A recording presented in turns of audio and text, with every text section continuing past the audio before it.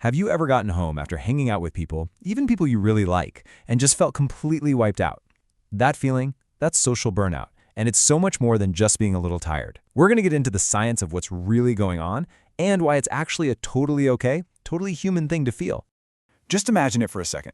You're at a party, maybe a work thing, and you're making the rounds. Every single, "So what do you do?" or "How about this weather?" You can literally feel your energy just seeping away. It's a weird kind of exhaustion, right? It's not like you've been running a marathon, but you feel just as drained.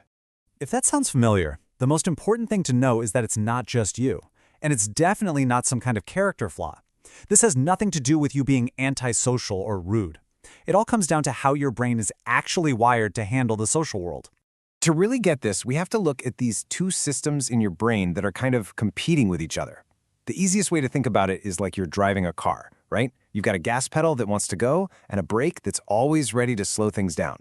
So on one hand, you have your gas pedal. That's the part of you that wants to connect, that seeks out those good feelings from positive interactions. But on the other hand, you've got the brake. And its job is to scan for any potential danger, things like rejection or judgment or awkwardness. Now, for a lot of us who get social burnout, that brake system is just extra sensitive. It overreacts, and we get overwhelmed way more easily. When that brake system is always on high alert, it puts you into a state called hypervigilance. This means your brain isn't just passively listening. Oh no, it is actively scanning every single detail, facial expressions, tones of voice, body language, looking for any sign of a threat. It's basically running a high-powered antivirus scan on every single social interaction you have. And that, as you can imagine, burns a ton of mental energy. And here's the real kicker. Your brain is spending all this energy scanning and analyzing. But what's the payoff from small talk? Not much. These surface-level chats, they just don't light up the reward centers in our brain.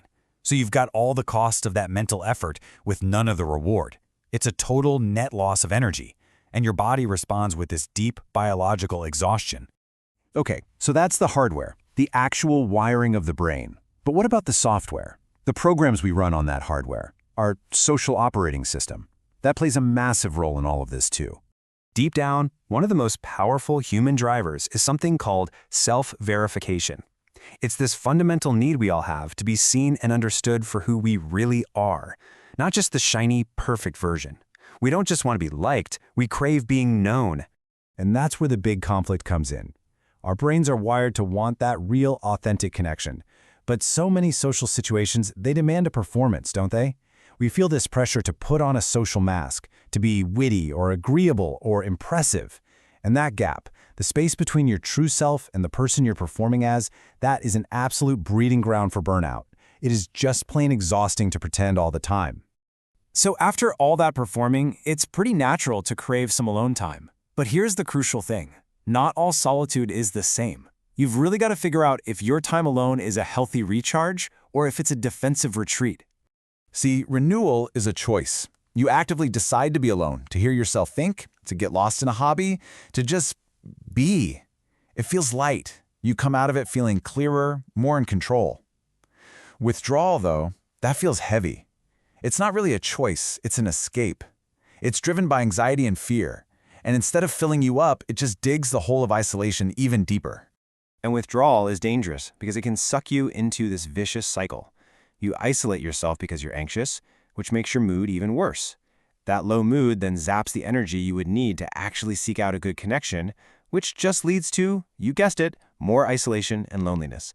It's a downward spiral that just drains and drains and drains. So what's the test? How can you tell the difference for yourself? Just ask this one simple question. After you spend time alone, do you feel lighter or do you feel heavier? If you feel clearer, more like yourself, that's renewal. That's a good thing. If you just feel more anxious and disconnected, that might be a sign you're in a withdrawal pattern. Okay, so how do we break these cycles? How do we find a way to navigate the world that actually energizes us instead of draining us? Well, it all starts with connecting to our authentic selves and kind of redefining what happiness even means. Real, sustainable happiness doesn't come from getting external approval. It comes from the inside. It's what you feel when your actions line up with your deepest values. It's the feeling of being truly understood by someone, not just praised. It's having a sense of control over your own life and chasing goals because you want to, not because you think it'll impress other people. And check this out. This is fantastic news for anyone who feels that pressure to have a million friends. The research is pretty clear. We don't need a huge social circle. The data actually shows that having about 4 close, deep, personal relationships, that's enough to give you the maximum protection against feeling lonely. It really is about quality, not quantity. So the goal here isn't to become a total hermit, and it's not to become a social butterfly who's always performing. It's about finding that beautiful balance, where you have a strong sense of your own identity, your own self, while still having those few meaningful connections that keep you anchored to the world. I want to leave you with one final, really powerful question you can start asking yourself. Whenever you're trying to decide where to put your time and energy, just ask, if nobody else knew I was doing this, would I still want to do it? If the answer is yes, then you found something real. You found a source of authentic internal energy. And that right there is the ultimate antidote to social burnout.